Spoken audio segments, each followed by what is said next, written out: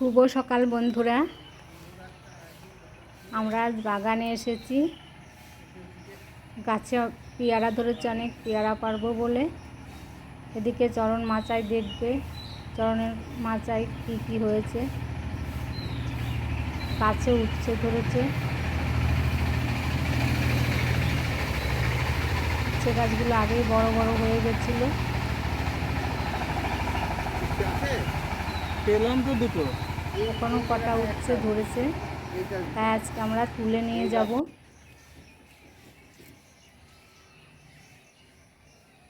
ঝিঙেগুলো এখনো বড় হয়নি।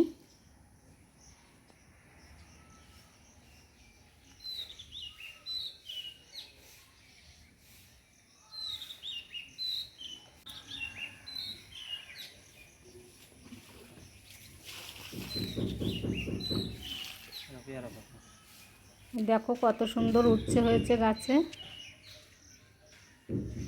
বৃষ্টিতে গাছগুলো আরও বেশি ভালো হয়েছে। এটা আমাদের পেয়ারা গাছ, এই গাছ থেকেই চরণ আজকে পেয়ারা পারবে। রাত্রিরে অনেক পেয়ারাই বাদুড়ে খেয়ে গেছে। যে কটা আছে তাও বড় হয়েছে, চরণ পেরে নেবে, ছোটগুলো আবার বড় হবে।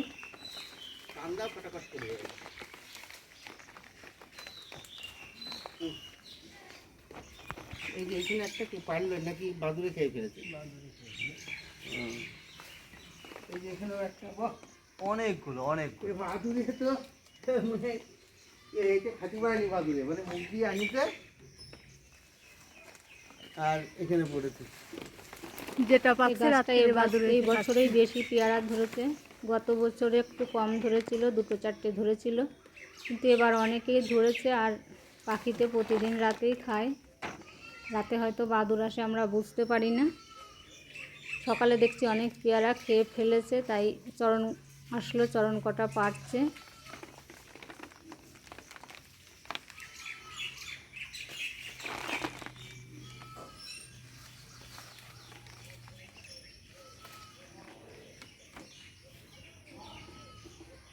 ছোট গাছ কিন্তু অনেক পেয়ারা ধরেছে, আর পেয়ারাগুলো খেতেও খুব মিষ্টি।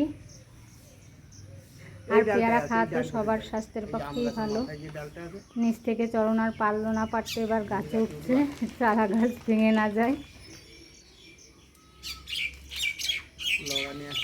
3 বছর হলো গাছটা লাগানো হচ্ছে, 3 বছরে তাও অনেকটাই বড় হয়েছে, আর পেয়ারাও এবারে অনেক ধরেছে।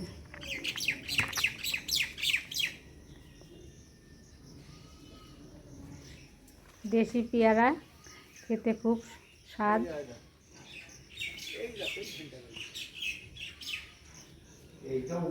বর্ষা চলে গেলে, পেয়ারা শেষ হয়ে গেলে তখন গাছটাকে একটু ঝুড়িয়ে দিতে হবে।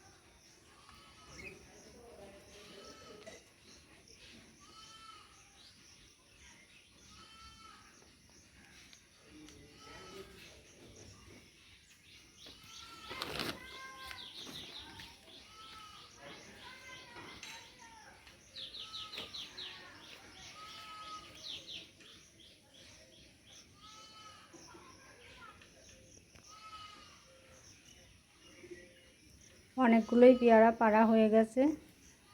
এই পেয়ারাগুলো মাটিতে পড়েছে, আমি কুড়িয়ে নেব।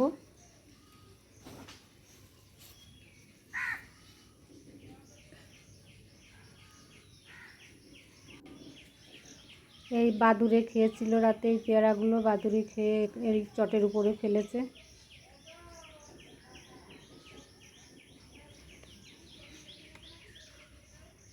দেখো এটুকুনো গাছে এতগুলো পেয়ারা পেকেছিল, আরও ছোট বড় দিয়ে অনেক পেয়ারাই আছে, পরে বড় হলে আবার পারবো। চরণ একটা খেয়ে দেখছে কেমন। আজ এ পর্যন্তই, দেখা হবে আবার পরের ভিডিওতে।